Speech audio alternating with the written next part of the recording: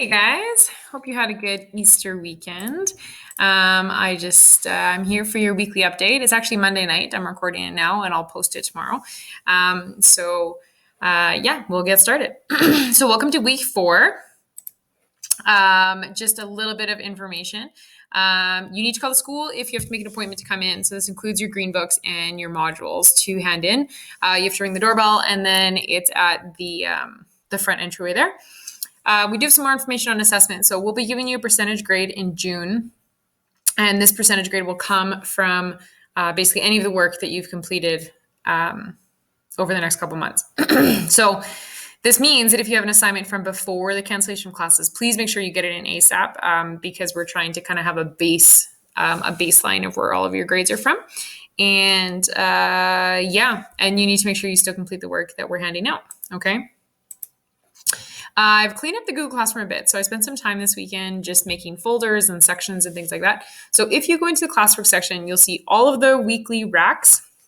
And so that's your to-do list. You'll see all of the weekly PowerPoints or the read of your rack, and they're listed by week. So week 2, 3, 4, because we didn't really have a week 1.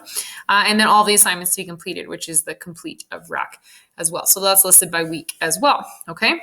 There's also any old assignments that I've assigned prior to the cancellation of classes. So you can see those as well. So this is your rack for the week. You just have one video to watch aside from this video that I'll post for you guys. The PowerPoint is labeled week 4, and we're also going over Islamic history. There is some reading for the textbook there, but pages 202 to 204 is what is most necessary for the assignment. So you need to read those pages to complete the assignment, okay? You'll probably have to do a little bit of extra research as well, okay? There is no webinar this week, but for alms, leave a positive note from a family member to surprise them. Something just like, hey, thanks for an amazing dinner that you made last night, or I hope you have a good day at work, or something like that. Just a note of positivity, okay? You need to complete the similarities of Islam and Christianity rituals. It's on birth, marriage, and death. And that's due April 17th in the Google Classroom. And by the end of this week, you should know about the history of Islam, as well as how Christianity and Islam are similar. So first things first, I'll go through the PowerPoint. So Islam. The religion is called Islam and the people are called Muslims. And the name Islam comes from the word surrender or submission. It's one of the fastest growing religions in Canada. Unfortunately, they've been portrayed in a negative light, especially since 9/11. That is changing a little bit, but for the most part, a lot of people have a lot of stereotypes against Muslims. So the history of Islam, the history of Islam, there's 1.5 billion Muslims worldwide. Only Christianity has a larger faith. And actually, of the over 1 billion Muslims worldwide, only a fifth of them are actually Arabic and come from the Middle East. So this is where the predominant population of Muslims is. So the lighter blue percentage has the most. So Muhammad is kind of like the main prophet in Islam. So he was born in Mecca in Saudi Arabia in 570 CE. So that's 570 years after Christ was born. There was Jews and Christians there and other nomadic tribes. Mecca was the site of an annual pilgrimage to the Kaaba, which we'll talk about in a bit. Now the Kaaba is said to be the house of Allah, and it's believed to be directly beneath God's throne in heaven. And so it's like a pillar. And that's where Muhammad comes from. Okay. So Muhammad was quite troubled by the inequalities of Meccan society. And in 610 CE, so he was about 40 years old or so, he received a revelation. And this was from the angel Gabriel, who also came to Mary. And so this was recorded in the Quran after his death. The first convert to Islam was his wife. And he preached that God is one, that you must surrender to Allah, and that he, Muhammad, was the messenger. And that's really what started the Islamic religion. So Allah literally means one God. And so monotheism is like that main emphasized teaching of Islam, which would be the same for Judaism and Christianity as well. And the idea that Allah is personal is very core to Muslims. So the people of Medina, so here's Mecca. Okay, here's Cairo, here's Egypt. Okay, so here's Mecca. So in 622, the people of Medina offered Muhammad protection, and so he actually moved up to Medina and then set his first community there of Muslims. Okay, however, he eventually returned to Mecca. And they broke the truce that they had made, and then they surrendered to him in 630 CE.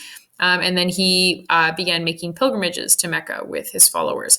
And so the pilgrimage to Mecca becomes a ritual called the Hajj, and we'll talk about that next week when we go over Islamic rituals. There's two main Muslim groups, the Shiite and the Sunni. It was split early on. So his cousin believed that he should succeed Muhammad because he was his cousin, so like a hierarchy. And so they are called Shiite, that section of Muslims. And then the others thought that the person who was best suited should lead Muslims, and that's called Sunni. And so about 90% of Muslims are Sunni, and only 10% are Shiite. So you'd have to do further investigation into someone who's a Muslim to find that out. Most people would just say, oh, I'm Muslim. This is the Quran, which is their holy book. The Quran is said to be the voice of Allah spoken to the Prophet Muhammad by the angel Gabriel. So it's like specific set words of God. And so it is believed to be literally the exact word of God. And so it gives a lot of guidance on how they basically need to work and behave and do all these things. So it is a very important thing in households. It's kept on like the highest piece of furniture in the room. There are some people who actually memorize the entire Quran, and which I can't even fathom. but they do that, and they have the title of Hafiz or memorizer. It's divided into 114 surahs, which are kind of like chapters. And so they each have a name and a number, and they're divided into verses, which is also kind of similar to the Bible, where we have books and then chapters and then verses. It's not like a sequential pattern. A lot of times in the Bible, as you read it, like it starts with Genesis in the beginning and it kind of slowly works its way through.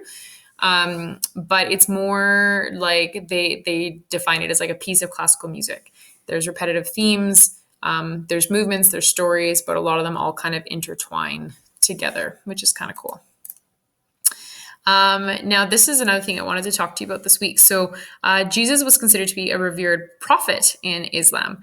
And Muslims believe that Jesus was born of a virgin, of Mary. They believe that the Gospels are very important. However, they don't think that they were transmitted correctly. And so they don't actually use them as like any of their set holy books. But they do believe that Jesus was an important prophet, but not the Son of God. And however, Jesus and Mary do have very important places in the faith. They don't believe that he was crucified, but they believe that he was replaced on the cross by another person and then taken into heaven to live. They expect Jesus to return. He'll establish the kingdom of God on earth, and he'll be buried in Medina beside Muhammad. So this is Jesus in the Islamic religion, and this is the oldest icon we have of Jesus in Christianity. Sharia law, we'll just go over this quickly. This is a set of moral rules that Muslims follow. So kind of like within the Torah or the Talmud for Jews, how they have like a set holy book. And it's supposed to basically set how they live their life, kind of like what Christians do with the Bible as well. Okay. There are three different sources for determining Sharia law: the Quran, the Sunnah, and the Hadith, which are both complementary books to the Quran. And so there are people's jobs within Islam that basically provide interpretations of different issues as based on what they see in the Quran and the Sunnah and the Hadith. And so that's their job. They figure out basically what the law says on that. This is just on implementing Sharia law. So there's 5 categories of things that you are meant to follow.